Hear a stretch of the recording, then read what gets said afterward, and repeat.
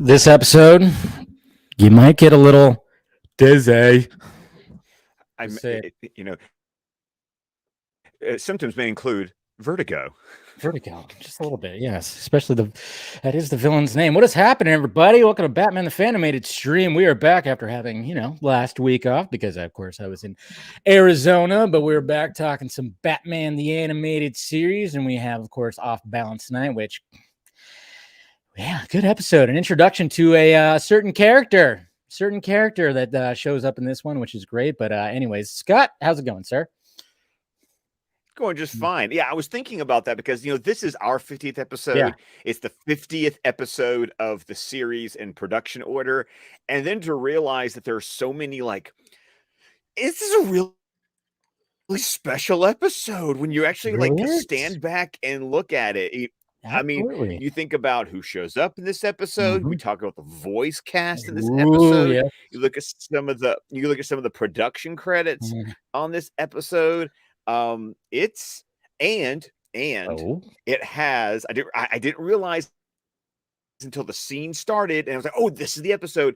It has one of my favorite. It has, I think, the greatest Gordon line. Like when I think about Batman the Animated Series, Gordon has a line that goes, I quote that on a regular basis, and it was so great to go. It's in this episode. Yeah, you did a whole, Leo DiCaprio thing. There it is. There it is. Love it. But what's up, guys? How's everybody doing? Did you know we got Ryan here? Vertigo was a member of the Suicide Squad in the 90s. Yeah, this is a character that I mean, I don't know, like I don't know the knowledge of like the background of this character right here. I'm sure he's a Green Arrow villain. He's a Green Arrow. Was he in the Green Arrow show? He was, right? I want to say he was. He was. There were two different Vertigos. Okay, yeah. There were two different Vertigos in Arrow. The second one was definitely the better one, in my opinion, because I remember Vertigo actually shows up in season 1 of Arrow, and they do it as a that's the new street drug that's going around Starling City. That's right. In season 1. That's right. Yes. Okay, trying to remember all that. Man, it was tough getting through Arrow in the later seasons, but that's just what happens. But I think, but that was an interesting discussion point because I'll get into it a little bit later when I get into what this episode is based on. But it's really interesting. I remember people always when people love to crap on Arrow for saying, "Oh, all they do is use Batman villains," and yet here we have a Batman the Animated Series episode using a Green Arrow villain. So the tables were turned even before Arrow. What's going on, Jason? Both Jasons, how you doing? Hail to the Batman, Tyler. What is going on, Kat? How's it going? 50th anniversary. Yeah. Okay. Who else we got here? We got Jesse. Everybody joining, and of course Tony right here. How's it going? Captain Gator Girl as well. Thank you guys for joining. But watching this episode, great episode, and I want to say that the animation studio is good. I don't know. It's the same animation studio that did last week's episode, I Am the Night, and then also did Heart of Steel Part 1 and Part 2. So it's not Spectrum. Oh no, this is not Spectrum. Okay. But I was actually kind of going because I was trying to decide. I mean, I know when like they convert it now to digital, you could see some of the, we've talked about. We could see some of the spots a little bit more sometimes in certain spots, and I could see the dust particles and whatever the hell. But I thought the animation, I was like, oh, I couldn't decide whether it was or not. I might need another refresher episode that has full on Spectrum to remind me. Yeah, well, we've. I'm trying to think, if we've got a Spectrum episode coming up soon. I think actually we go a bit before we get another Spectrum episode, but I'll be sure to point it out to you. Way to go! No, this is Spectrum. Yeah. But before we get started, I want to do a little bit of a history lesson on this episode. Gather around. This is a pretty, yes. This is pretty much a very true to form adaptation of Detective Comics number 411 from May of 1971, which was written by Denny O'Neil with art by Bob Brown. In the comic, this is the first appearance of Talia in the comics, And while he does not appear in the comic itself, it is the first mention in the comics of Ra's al There it Ghul. is. And we know how this episode ends too. So it's like, exactly, which I'm going to talk. I mean, I still from this is one of those crazy episodes to go back and think about how 10-year-old me processed this episode. Now in the original issue, there was this character I had never heard of before called Ebenezer Dark. Apparently, it was issue Detective Comics 405.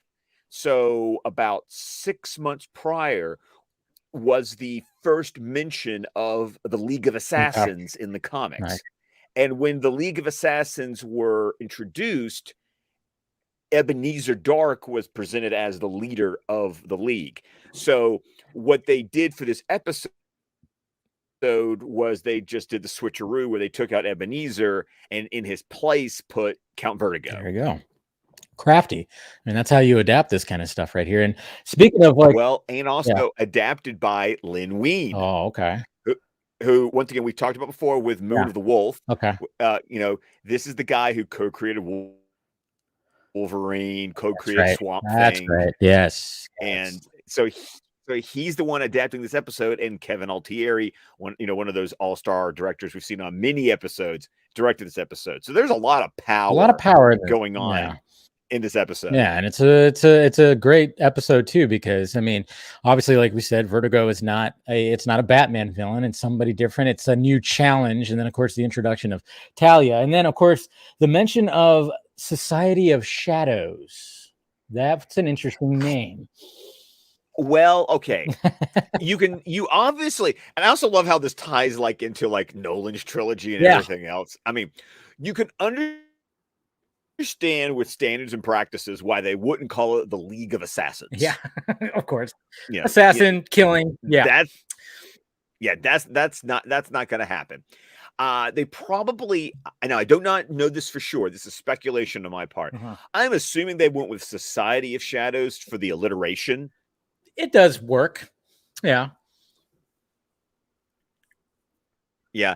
I just think it's interesting is that when they show up in the Dark Knight trilogy with Nolan, he called them the League of Shadows. So there was a part of me in 2005 going, you just kind of did a little mix and match, didn't you? It's like, it's League of Assassins, Shadows, Society. I know. When it was mentioned, I was like, it just like clicked in my brain again. I'm like, oh yeah, that's right. They call it the Society of Shadows in the animated. So I mean, when it's mentioned, you just kind of go, okay. It's kind of like a half Leo DiCaprio. You're like, okay, I get what you're saying there, but you're not a full on, but yes, the episode opens up on these.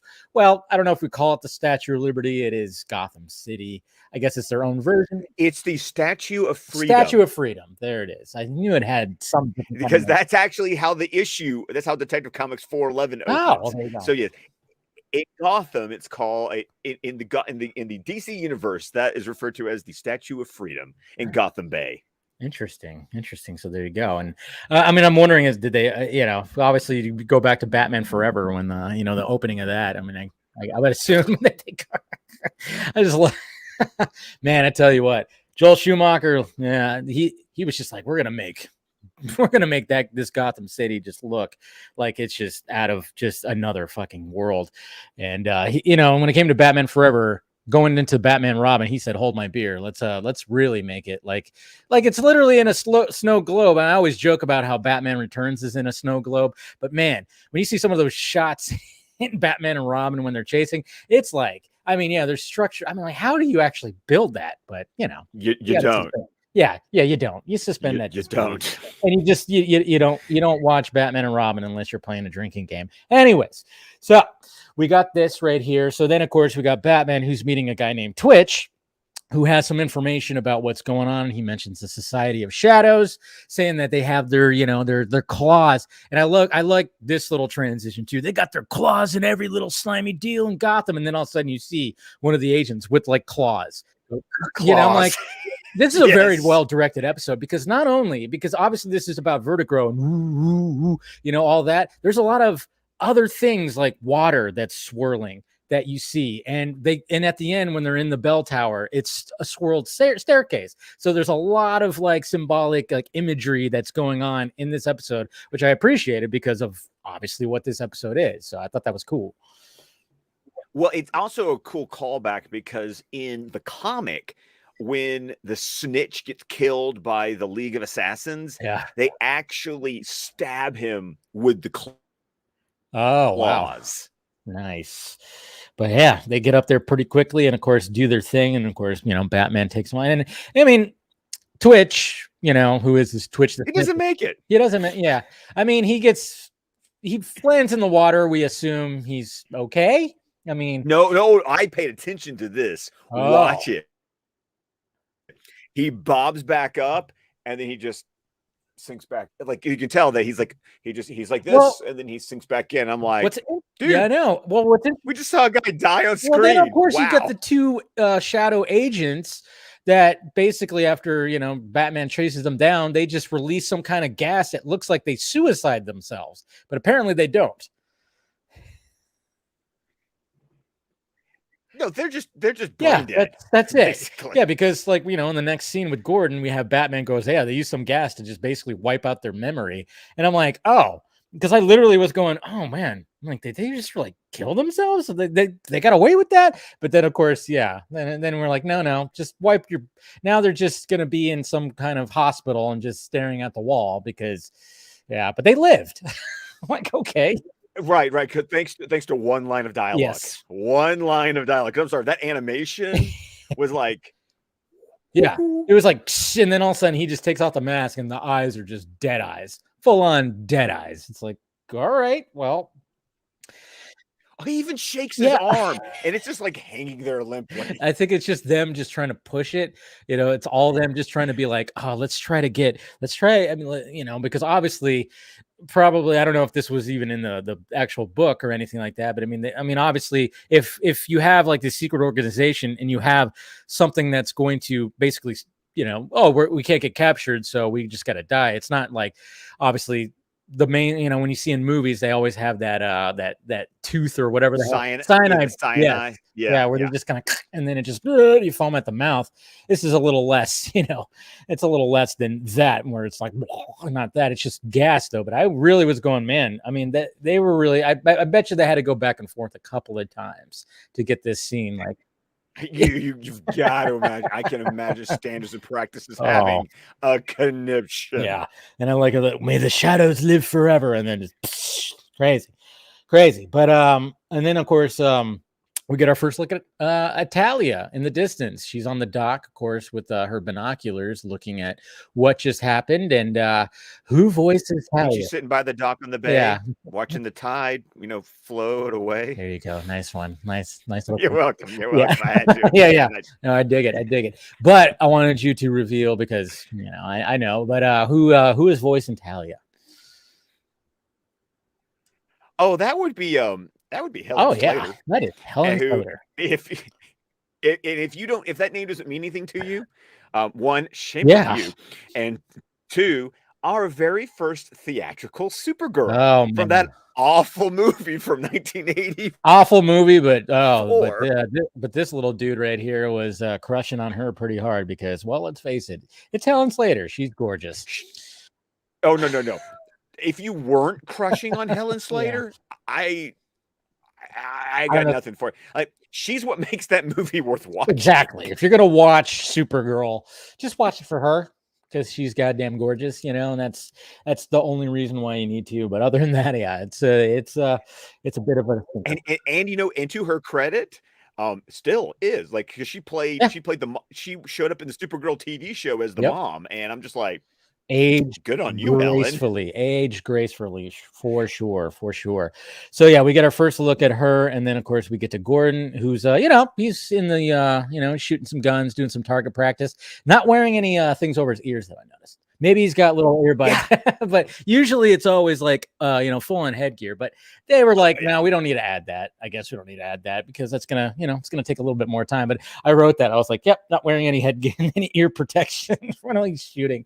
And then, of course, Batman just sneaks in there. And I love how he just like, he decides to like he just stands in front of one of the targets and it's perfectly like aligned with him. I know, it's so great because he's like scanning. He's like, and I love Batman's like, I'm over here. Yeah. Because Gordon kind of, after he's done, he kind of hears something. He's like, Batman? And then he's like, and then it scans over here, and then you just see him. It's like, oh yeah. I mean, it's a good way to get shot there, Batman. You got to be careful with that. But no. He waited. He waited until Gordon like completely unloaded the chamber. True. He did. But yeah, then of course, he updates him on everything, and I love how furthering, and like you said, with the Batman and Gordon relationship in the show. I mean, it furthers this because Gordon is very impressed on how much Batman actually knows, because Gordon just, not too long ago was like, hey, let's get some shit on this, whatever is happening, this thing that's supposed to be delivered from Wayne Tech and all this thing. And Batman's already like 12 steps ahead of him. And he's like, Jesus Christ, didn't I just like he's just very impressed, I guess you could say. Right. He said, I literally just gave out that posting 2 hours ago. And how do you know all this? It's like, yeah, well, it's Batman. What can you say? And not to mention, it's also the same guy who, whose name is Wayne. So I guess that helps too. And then of course, yes, he delivers a line that it just erased their minds and all that stuff. And then of course, he does his Batman thing where he disappears. And what does he say? One of these days, I'm going to nail his feet to the ground. There it is. I love that line. That's the ultimate line right there. That's the ultimate line. What's going on, Mom? How you doing? Hey, Mama. Yeah, we had some lunch today, which was great. Brought some rotisserie chicken. Delicious. But that's the infamous line that I think we've referred to a few times on here. When Batman does his disappearing act. But I love that. He just says it too, like, one of these days I'm gonna nail your feet to the floor. It's just, he's just kind of like, stop doing that. Stop it. Damn it. But we further that relationship, and we gotta love it. So we get to this drop off, this delivery that the cops need to aid, because it's essentially, they call it a drill, but it's used as like ultrasonic waves to kind of just, I guess you could say, right? That's what this weapon, not really a weapon. I don't know. I guess it's a weapon. It looks like a rifle. No, it's one of those things. Yeah, but so can a drill. Yeah, true. It looks like a gun. It's one of those items that, like any good thing from Wayne Enterprises, it's like it has its express purpose, but of course, someone who is dirty dealing can find some way to weaponize it. Because it's still a piece of technology that can cause destruction, but so can, any tool. Yeah. Any tool can be used improperly to destroy something. So I would say that's what I mean. It's using sonic waves to basically, because think about it this way: if you don't have to worry about a drill bit, it's never going to break down. No. Like, you don't have to keep on replacing the blade. You can just you can, it can be a little bit more precision, I think is the idea. It makes sense. This is what the guys needed in Armageddon to destroy. Oh yeah, totally. The Rock. I mean, if they would have had something like this, it would have been a lot easier, and maybe some more people would have survived that crazy. I still love Ben Affleck's commentary. You ever heard his commentary? Yeah, where he just says to Michael Bay, wouldn't it be easier to train the astronauts to do the drill as opposed to training the drill experts to be astronauts? It's like, shut up, Ben. I mean, it's like, yeah, well, it's true, but at the same time, you don't have a movie, so got to do that. And I love Armageddon. I don't give a shit. So yeah, love that movie. Anyways, another tangent right there. But so we got Lucius Fox, we got Bullock right here. That when the delivery shows up for this drill, this ultrasonic drill, and then of course we get our first full on introduction of Vertigo, and we see and that's why I was kind of, I was good with the animation, because obviously it's got to do the whirling, and then of course everybody's just like, whoa, and everything looks all crazy and spirally. Here's something. Okay, this is something that has always bugged the stew out of me for the last 30 years. Okay. And unfortunately it takes OGs like us to remember this. I'm going to ask you. Okay. When this episode first aired, I would swear to God above that the wavy effect was not in the animation. Huh. Interesting. Okay. You know, like you get you get the pulse, you get the you know, That. the spiral thing coming from his eyepiece. But if you look at the animation, the image itself kind of goes. Oh yeah, it starts getting all crazy and wavy. Huh. I will hand to God put Mandela me on the effect. stand. It's the Mandela effect. I will promise you that that wavy effect was not there when the episode first aired, but that was added in some sort of post-production later on. Now, I cannot remember if I saw it later when it aired on television or if this was something that I first noticed when the DVDs came out in 2004. Yeah. But I will put money down that the wavy thing going on throughout the episode was not there when that thing originally aired in 92. See, I'm trying to remember too. And I remember this episode back then too, but yeah, and I think you might be right because it could have, when they were putting them on DVDs or whatever the hell, they probably just, let's just add a little effect because it probably didn't take much. I mean, essentially they're just taking the image and just making it a little bit more crazier, but you actually might be right. Yeah, I think you actually might be right. We must research this for conspiracy theories and stuff. I don't know. But I think you actually might be right. That's a good, Yeah, I'm Charlie Day. You're Charlie Day, yeah. No, I'm putting it on. You got a cigarette in your mouth. You're connecting all the dots. I mean, that could be it right there. Cue that drop. But yeah. So you might. Oh, that's interesting. You're blowing my mind with that. You totally blew my mind with that because I'm trying to remember. But who knows? Who knows? But yeah. So we see that, and obviously, it's over his eye, and it just causes everybody to just even see. Captain Gator Girl. She, Scott's always right there. Thank you. Yeah, exactly. So there you go. But so then of course, everybody's all, obviously, I mean, Bullock is almost, he pretty much, I think Bullock throws up a couple of times. I don't know.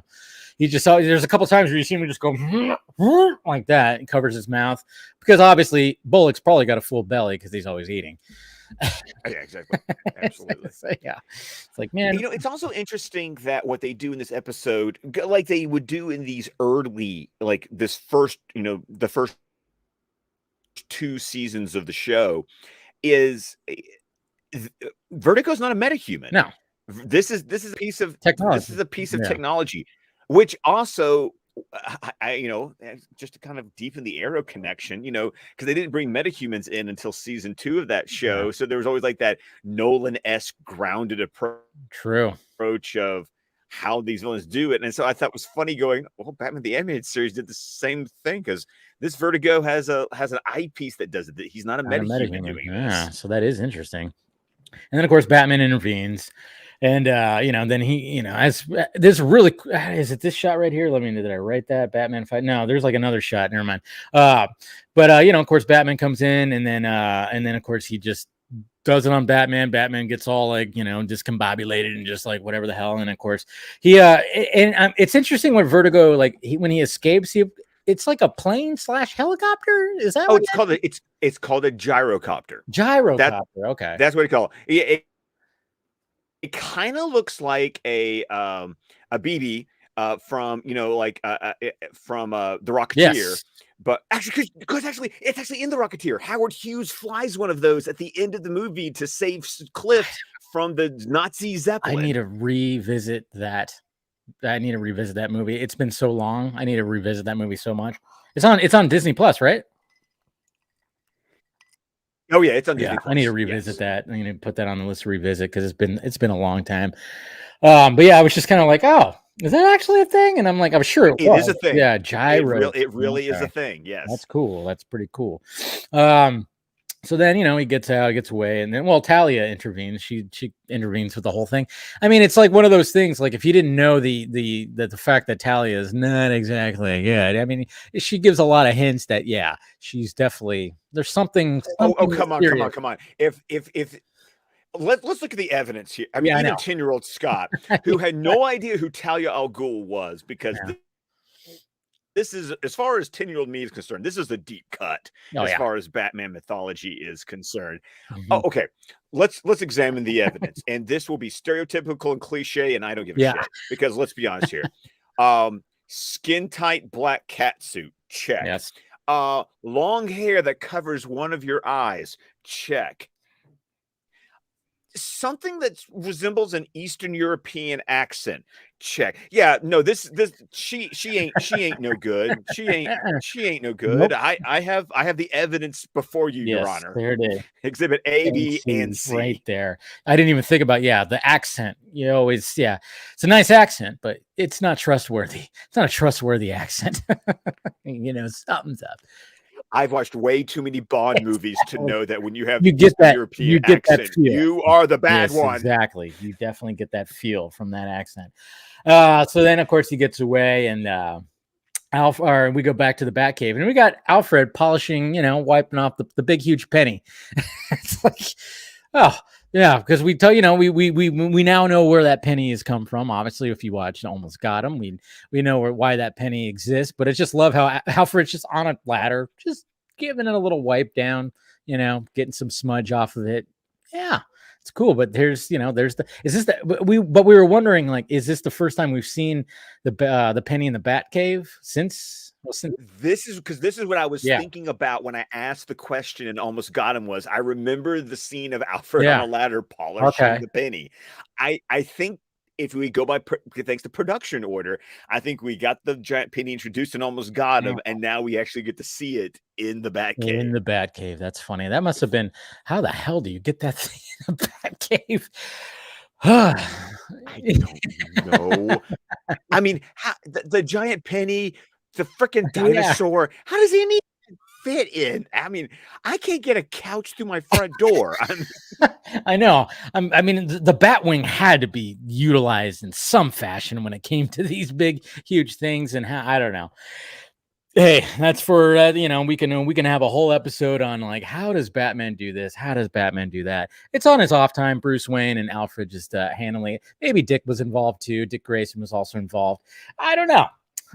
Well, we could talk about that in another episode. But anyways, so he's doing that, and then of course, Alfred inadvertently helps Batman figure out, where possibly where Vertigo and his and these shadow agents were, because Alfred, of course, being the parental figure, and be like, hey, you really need to maybe relax a little bit. I'm kind of pushing a little bit hard. You're not going to know your right hand from your left hand. And then Batman's like, Alfred, you're brilliant. Because yes, I'm a I love the response. He's just like, yeah, sure. What did I say? I don't even know. Because obviously with the Vertigo thing, you don't know which direction is which. So he saw that they went west, but actually they went east. So hey, there's got to be a bell tower somewhere over there. Though I'm kind of wondering how many bell towers are actually in Gotham City. Something tells me there's a lot. Yeah. But he obviously was going far away. It's not like you'd have a base in the city. True. When this is kind of cool too, because you've got this weird monastery looking thing, not creepy or suspicious at all, like on the cliff. It's like that scene in Shazam when Billy and Freddy go to the real estate agents, like, what's really on a cliff, with like waves crashing, and I'm just like, this is so funny because it's true. It's true. And then they made fun of that whole thing too about villain layers in Harley Quinn. They made fun of that thing too. It's just like, yeah, it's true. It's ridiculous if you think about it. But yeah, so then obviously we're going here, and Batman's he shows up. We don't know how he shows up. I'm assuming, I'm gonna say glider. I think the glider was somewhere in there, but they just didn't want to incorporate it in the animation. But he's in a tree looking at everything, and I mean, like, right away, one of the agents has already spotted him. Oh, it would have been a glider because Kevin Altieri's the one who hates the Batman. Okay, that's right. I remember you mentioned that. So yeah, it had to be the glider, but we cut that because 22 minutes. And then of course we see Natalia, and we're kind of wondering again. I mean, even though we already know that this is all just a big setup, but at the same time, it's like, well, she's getting attacked, and we get to see her moves. I mean, man, she's got some moves. I mean, they attack her, grab her, and then she just starts fucking them up. All these guys. But then again, it could be it's all ruse, and like, it's basically WrestleMania, I guess you could say. Well, no, actually, I true. don't think it is a ruse, Yeah. because because remember she's going after Vertigo. You're So right. this You're right. kind of fits in with the original comic where in the comic Dark and Raish had kind of splintered Yeah. off. So this is like an Yeah. offshoot of You're right. the League. Yeah, totally. Yeah, I totally didn't think about that. I'm like, oh yeah, that's right. I mean, obviously she's part of this, of what's happening, but Vertigo's very much branched off and doing his own thing. She's there to stop him, but she's also there, of course, for the weapon, I guess you could say. But yeah, she shows her moves, and then of course Batman comes in, and and then all of a sudden the flirting begins. I mean, it's just natural, obviously. Immediately. Yeah. He's basically saying he talks about the odds and how, it's just the flirting just starts right there, which is like, okay, yeah, we know, obviously 4 against 1, those are nasty odds. And then Batman gets his belt cut off, which that's not good. I mean, I love how there's like a quick little thing of one of the agents just like getting that belt off, because then of course a little later on, when he needs the belt, it's not there. I also thought it was interesting how it was slick enough that because in the middle of the fight he didn't realize he'd lost it. Did not realize he lost it. And yeah. So, and then of course we get to see what the gun, or not the gun, but the drill actually does, because one of the agents decides to fire it at them, and it just basically just crumbles. It just creates like a hole underneath their feet, and they fall down into, I guess, a cave kind of thing. I don't know. They survive. Yeah, whatever. And they survive, even though they at first they're just laying there kind of lifeless, but they survive, of course. And then when I guess they got brought into, they're not in the same spot, right? They got brought into obviously somewhere else. And because they were taken into the monastery itself. Yeah. And then this is funny too, because we always talk about if Batman gets knocked out, why do no villains just immediately go and take that mask off of him? So when Batman wakes up, his mask is totally pushed back. She was just like, I had to clean your wounds. Sorry, you have a bunch of bruises. And his face is messed up. Yes. He's got some shiners on him. He's got some golf ball size bruises on his face, and he starts freaking out too. And he's like, well, then it's like, it's just kind of funny how she's just like, well, it was easier to clean your wounds. Sorry. It's like, yeah, she didn't hold back. She was like, no, I'm just gonna do it. But maybe deep down she probably already knew, right? Not yet. Not yet, because it's one of those things that we know that Raish eventually knows, but Raish also gives an explanation of how he could figure it out. So there's always the question of, did Raish always know, or did Talia tell him? I like to think Raish figured it out on his own, because let's be honest. It's not that hard to figure out if you just she really just think about it, put the 2 and 2 together. Yeah, if you just take a little time and go, well, think about it. Yeah, true. But I just like how freaked out he was. And then of course, they're trying to get out, and then he goes, well, I can easily get it with, and then he's just like, but my belts. He's just talk about just waking up and feeling helpless, even though he has a line where he doesn't like to feel helpless. But man, does he feel like just, first off, he wakes up, mask off, no belt. How the hell, what am I going to do here? Kind of thing. But Talia, she's got the solution. Yeah, just pull out I always love that hairpin, because you're right, a hairpin's going to pick a lock like that. Of course. Anything that's small enough to fit in the lock and you could do your thing. Hey, in movies and everything, anything can pick a lock, apparently. So obviously she pulls it out of her hair and does that. And notice the animation. I noticed the little cheat there. Yes. Did you see it? I think no, wait, I was thinking of something else. What was it? You notice how she makes sure it's almost like real actors. She turns her back to the camera so you can't, so they didn't have to animate her actually like picking the lock, because her body is covering the lock. True. Yeah, that makes sense. I mean, hey, saves some time to animate all that stuff. So yeah, so they get out of there, and then she starts kind of talking about like, oh yeah, Vertigo worked with my father and all this stuff, setting up that whole thing. And then they make it to this lab where obviously the door is open, so they immediately obviously both of them being pretty smart, it's like, well, this is a trap. We're just walking I into that. so appreciate that. She's like, Yeah. this is obviously a trap. Of course. Yeah, the door's What open. I other mean, choice do we have? I yeah, would but like it. I know, right?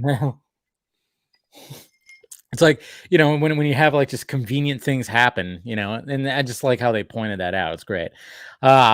So obviously Vertigo hits his Vertigo device and it starts getting all crazy again. And then she was just like, I guess she had like contacts in her eyes that helped her with all that. But when they fell out. And I mean, obviously she's not going to go looking for them and trying to find in that little tap, whatever that fell in, try to find some contacts in there. That's going to be awful. Anyways, What so outweigh an animation goof right here, by the way. Oh yeah. Yeah. When the completely blank yellow oval on And it was Batman's like not chest. even like fully, like it was like scrunched down too. I was like, oh, that was weird. Yeah. That's all. It happens one other time. Does it in this third act? Oh wow, I don't think I saw it the other time, but I saw it with this time. So then of course, like this is where Batman. I literally said Talia and Batman have a moment. They have a moment where they like grab each other's hands. They grab his hands and they pull come in. together and they look at each other's eyes. Yeah. Oh yeah. It's like all they didn't do was kiss. I mean, pretty much. And he basically guides her through the room. Obviously, there's traps. I mean, it's straight out of fucking Indiana Jones right here, where you touch, a little block on the floor, pushes down, and things start flying out the walls and everything like that. So, he guides her through. And then, how did he do that? I just had his eyes closed. Just close your eyes when it's and everything. Why not? Yeah. Well, I mean, he is ninja-like, right? He is the Batman. He is the night. He is the darkness, the shadows, and all that stuff. So it makes sense. It makes sense where it's like, okay. And I actually was like, oh yeah. I mean, yeah, that's a good Batman choice to just be like, hey, if I'm gonna get out of this, I don't have my utility belt. Just close my eyes. Just close my eyes. I like that. Well, if you think it's the eyes that are the weakness at that point, because he can't experience the vertigo if he's not looking at the images that I think he said radiation. Yeah. Is what's causing the disorientation. So closing your eyes, well, you can't be disoriented if you're not looking at something. Totally makes sense. I like it. And then of course he's on top of the bell tower. And then like again, I like the spiral imagery. We got the stairway. I mean, of course, it's natural, but at the same time, I'm like, oh, okay, cool. They're keeping that throughout this whole episode, which I thought was cool. And so of course, naturally, he's doing the vertigo device again and then firing at them. And then she just goes, well, screw this. I'm just gonna go for it and see what happens. And she just launches herself, grabs one of the ropes and starts pulling on the and even Batman's like, what are you doing? Stop. She just said, fuck it, I'm just gonna try this. And it worked, because then all of a sudden Batman obviously gets on there and the bell tower noise affects, of course, Vertigo, because it's right in. This is where the other yellow oval Oh, is that where the other one happened too? Okay. He jumps off, it's not there. Yeah. He sinks out of camera and comes back up, yeah, and it's there. Oh, okay. So there it is. That animation. Gotta love that. So then, that's pretty much how they get Vertigo to obviously get him. That's how they defeat him and everything. But of course, please tell me that gave you some Batman 1989 vibes. Oh, totally did. Totally Are you kidding me? Oh yeah. That's 100%. I mean, that's just. I mean, you look at the whole like that little final battle between the Joker and Batman, and him facing all his henchmen. Yeah, 100%. I mean, that's why I made the joke. I'm like, well, Gotham, how many bell towers does Gotham City freaking have? I mean, let's face it, they're probably all over the place in that city. So I also questioned, did Vertigo die at the end? Yeah, because he doesn't come back. He falls into the water. Back up. I'm just saying. And we don't see him ever again, do we? Or no? Okay, now this is me stretching. I'm trying to remember if Vertigo ever shows back up in Justice League. Yeah. I don't know though. I can tell you this: he never shows up again in the rest of Batman the Animated Series or Superman the Animated Series. So he's dead. He died. But then again, who knows? Maybe he just swam to shore and decided, his device was probably broken. He was like, you know what? I'm just gonna open up a restaurant, something like that. I don't know. Maybe he just changed his ways after getting defeated. But then, of course, we're like, oh, there's still some time left, and of course, Talia and Batman are walking away from the scene, and it's like, oh, and here's where the ruse is up, and this is the scene I want, because I thought it was a cool little reveal of Raish Raz. I know people like always go back and forth with like how you say his name, not the full name. And obviously Ra's al Ghul, but if you shorten it, do you use Raish or Raz? Okay. Yeah. Okay. Here is where the debate comes in. Some people will argue that both of them are acceptable pronunciations because one refers to the demon's head as in literally, as in a head. And then another translation is head as in the head of an organization. So it's more of a figurative thing. Okay.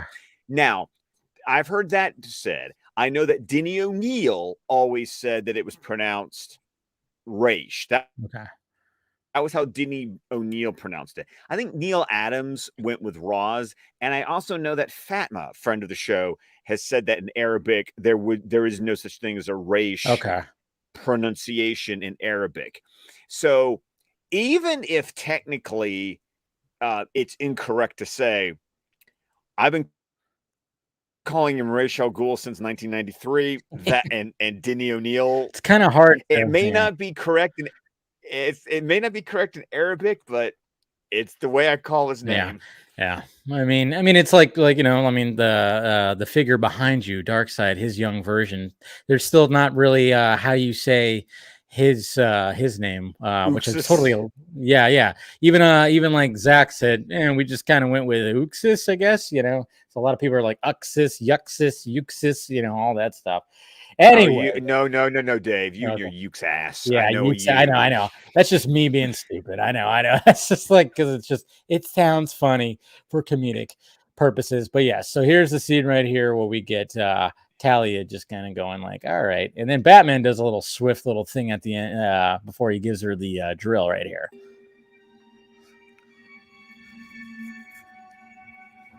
Look at the one eye. I know. Nope. Wait. I can't let you leave like this. Not with the He was hoping that she said wait. So then she's got a spike sticking out of her. Does she? She had a spike and then it was gone. Like it was another one of those things. I was like, wait a minute. It looked like she had a spear gun and then. Oh yeah. Unless you were one of them. One of them. Dun dun dun.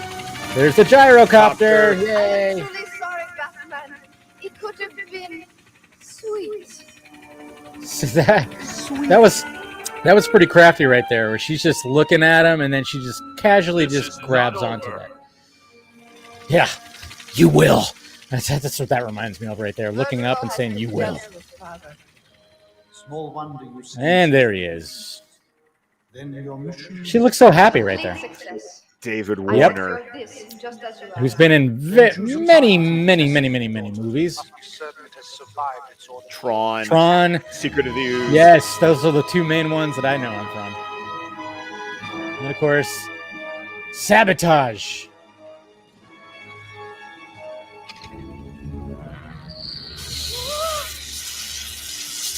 Haha.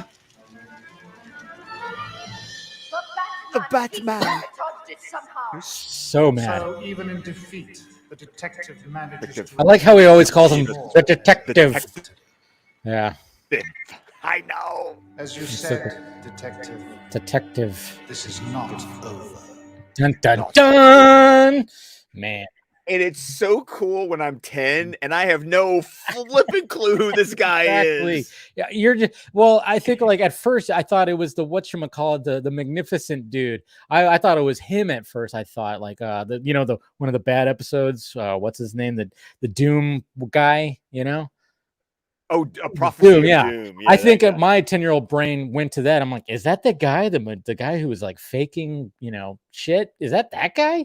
I think that's what I thought who it was, because he had a similar kind of look, and I think we talked about that too when we talked about that episode. He has a Ra's al Ghul type look, but nope, not that guy. This is somebody far more smarter and dangerous, very dangerous, dude, very dangerous. Oh, yes, absolutely. Now, I think I've mentioned this before. I'm not sure if I've gotten a chance to mention it on the show, but cool little connection here. So we never mentioned it earlier, but Michael York was the voice of Vertigo in this Michael York. episode. Yeah, Classic it sounds familiar. English Yeah. actor. For me, I think about things like in the 1968 Romeo and Juliet, he was Tybalt.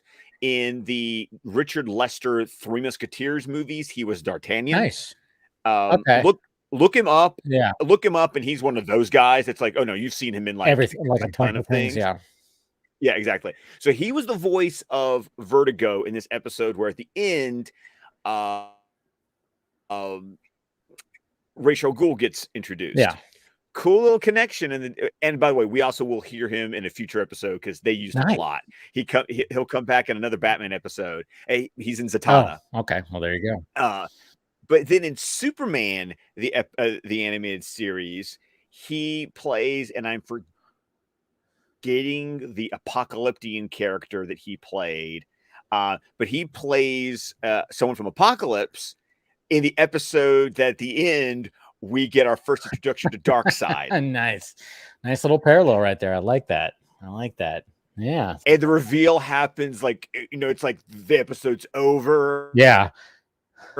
And then the character, like Talia does, walks in, and then and the episode literally ends on Darkseid, just like this episode ends on Ra's, and it's just like, oh yeah. Good little bit. But Michael York is in both of those episodes. I think that was just so hilarious. See, this is the kind of stuff that you hear on Batman the Fan-imated stream. That is it right there. I love it. So, yep, this is a great episode. Really great episode. Good introduction. Of course, we're gonna see the ghouls later. We're gonna see Talia later. We're gonna see Ra's later too, obviously. But yeah, good introduction. Good. I think this is a really good episode. Really good episode. This is a really good episode, and once again, 10-year-old me didn't know who Talia was. Exactly. Didn't know who Ra's al Ghul was. I mean, Liam Neeson showing up in Batman Begins, the only reason that has any impact on me is because of this. Yeah, and that's what's funny too, is like even thinking about that and just look, and then because at first I remember it was like, oh yeah, Ken want to be, right? That's how you say his last name. One time, yeah, something like that. Yeah. I remember when it was revealed, oh, he's playing Ra's al Ghul, and I was like, oh, cool, interesting.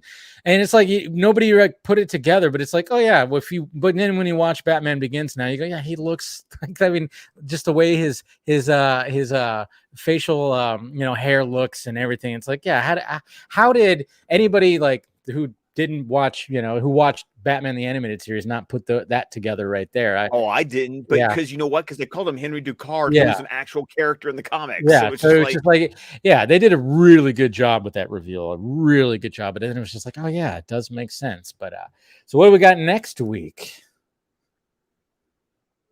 Well, remember, because you're going on, because I'm going to be out of town. So in 2 weeks from now. In 2 weeks from now, we'll be talking about The Man Who Killed Batman. Dun, dun, dun! I love that episode. Good episode. It is Paul Dini written. It is Bruce Timm directed. Nice. It's got all the goodies in that episode. And it's just, this one was like a good, serious, dramatic one. And The Man Who Killed Batman is just it's darkly comedic, and I love it. yeah, it definitely is. So there you go, guys. So no episode next week, but the week after, make sure you watch that episode, The Man Who Killed Batman. We'll be back there. And go ahead, Scott. Let's go ahead and send off. Well, of course, you can find me on Twitter at ScottDC27. You can find my podcast, the DC Squadcast, podcast can be found. We are continuing our series of the Batman scene by scene. So coming up this week will be scene 6, which basically is the press conference to the Batcave. Nice. And the continuation of that monologue from the Batman. And then, of course, you can find us on Vero, Facebook, YouTube, with the entire network of shows at squadcastmedia.com. And of course, you can always support us at patreon.com/squadcastmedia. Our next episode, it has been recorded. So the next episode to release will be our review of 2007's Ghost Rider with Nick Cage. Oh, that's, man, there are some great things about that movie. And then there's some just what about that. And that is the beauty of that conversation, is us going, there's stuff in here we really like. Yes. And then there's other stuff. God, I mean, that shot when you got the two Ghost Riders, Sam Elliott and Nick Cage. Sam Elliott's Ghost Rider on the horse, and they're just going through the desert. Such a great shot. You're like, that kind of stuff. With Ghost Rider in the sky playing in the score. Yes. I mean, there's some really beautiful moments in there, but man, there are some just what the fucks in there too. Anyways, guys, hit that like, thumbs up before you leave. Make sure you subscribe to the channel. If you want to become a member, do so. All the links are provided down below. In a little bit here, I'll be doing the Patreon stream. So if you want to be part of that, join the Patreon. Come on in for a chat. We'll be talking all kinds of stuff that happened last week. There's so much good content that came this week. Man, Top Gun, Obi-Wan Kenobi, and then, of course, Stranger Things, all kinds of things. So if you want to be part of that, join the Patreon and come in for a little bit of a chat. And that's pretty much it, guys. Like I said, no episode next week, but the weekend after, we're doing it again. Same bat time, same bat channel. All right, guys. Talk to you later.